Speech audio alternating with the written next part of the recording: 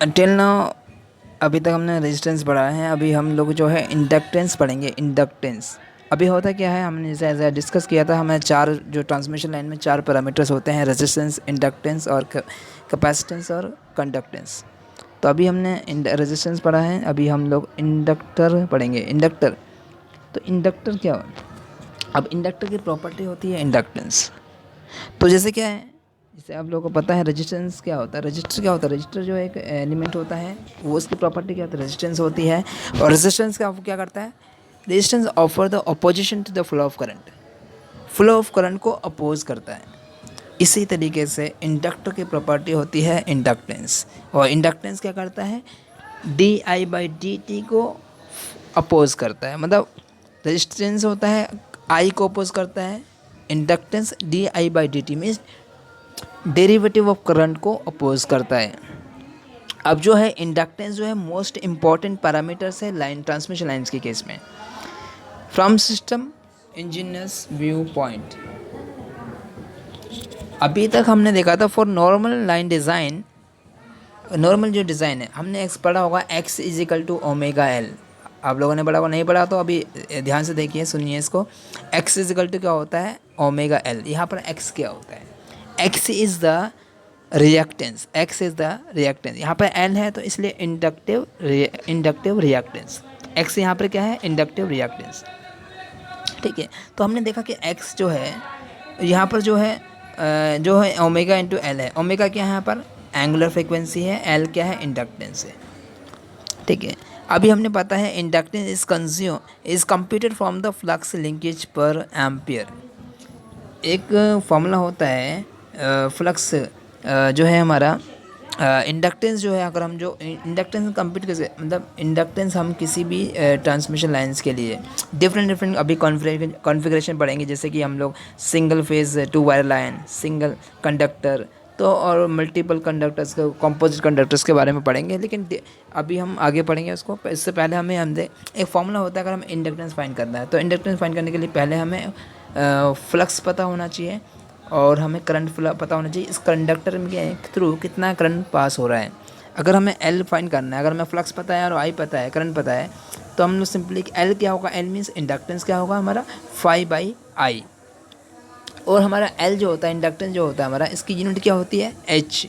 H तो symbol है, इसकी यूनिट क्या होती है, हेनरी। और एल जो है हम सेल्फ इंडक्टेंस भी कहते हैं, कई बार सिंपली इंडक्टेंस भी बोलते हैं। और कहेगा कहीं इसमें इंडक्टर के अंदर जो हमारी एनर्जी स्टोर कितनी होती है।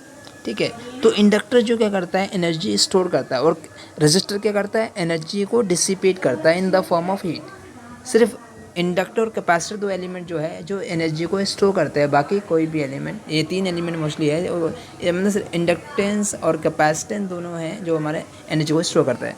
ठीक है, तो हमारा एनर्जी किसी भी इंडक्टर के अंदर, किसी भी इंडक्टर, उसकी जो इंडक्टेंस कितनी एनर्जी स्टोर करेगा, वो half L I square, half L I square. और हमारा फाई क्या होता है, फ्लक्स का फॉर्मूला होता है phi is equal to L into आई।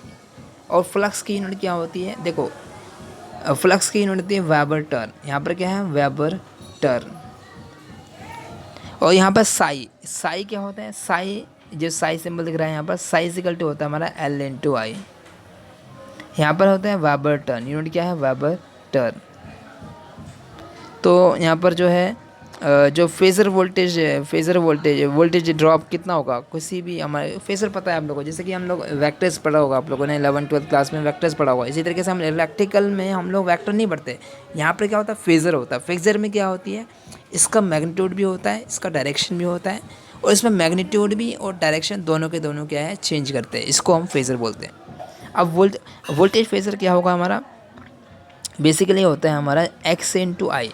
अब एक्स तो आपको ऊपर बताया था मैंने, एक्स इक्वल टू हमारा ओमेगा एल होता है, इसलिए हमने यहाँ पे क्या लिखा, J into omega L into आई, तो वोल्ट हो गया। और हमें जे इंटू ओमेगा है यहाँ पर, और एल, और हमने देखा था कि हमारा जो है एल इंटू आई क्या होता है, अभी हमने बताया था फ्लक्स लिंकेज होता है, Sai is a flux linkage, तो हम लिख सकते हैं जे ओमेगा इंटू साई। तो किसी भी इंडक्टेंस के लिए हमें फाइंड करने के लिए हमारे कुछ अजम्पशंस है, उन अजम्पशन को मानकर हम लोग किसी भी लाइन का, किसी भी कॉन्फ़िगरेशन का हम इंडक्टेंस फाइंड करते हैं। इसमें पहला अजम्पशन क्या है, conductor are assume straight, parallel of infinite length. पहला असम्पशन क्या है, कंडक्टर हम लोग स्ट्रेट मानते हैं, सीधा होना चाहिए, पैरेलल होना चाहिए, ठीक है। ये नहीं कि एक सीधा एक स्ट्रेट जा रहा है, एक थोड़ा कुछ एंगल पे अलाइंड है, ऐसा नहीं, दोनों के दोनों पैरेलल ही होना चाहिए, ठीक है। इसके अलावा कि उनकी लेंथ जो है इनफाइनाइट है। एक्चुअली कोई ऐसा कोई कंडक्टर नहीं जिसकी हम लोग कोई ट्रांसमिशन लाइन नहीं जिसकी लेंथ इनफाइनाइट हो, बट इसका हमारा असम्पशन है।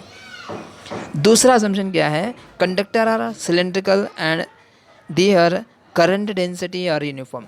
अब करंट डेंसिटी आपको पता ही है, करंट डेंसिटी क्या होता है, करंट पर यूनिट एरिया, मतलब करंट डेंसिटी क्या होती है, आई बाई ए। तो करंट डेंसिटी बता दिया। इसमें क्या है, सिलेंडर जो कंडक्टर होता है हमारे कैसा सिलेंड्रिकल शेप होता है, सिलेंड्रिकल शेप में होता है, वो क्या उसकी जो करंट डेंसिटी क्या होनी चाहिए, यूनिफॉर्म होनी चाहिए करंट डेंसिटी।